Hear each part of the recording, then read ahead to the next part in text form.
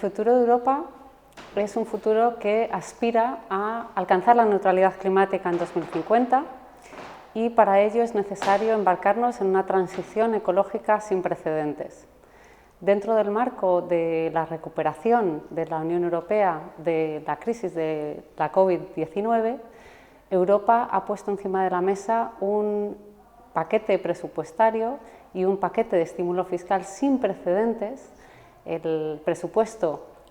plurianual 2021-2027 y el mecanismo de recuperación temporal Next Generation EU, que van a dedicar el 30% de los fondos a los objetivos climáticos, a esa transición verde.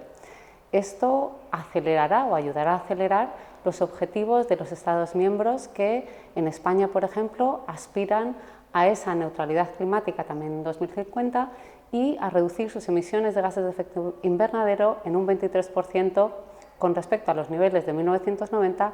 en 2030.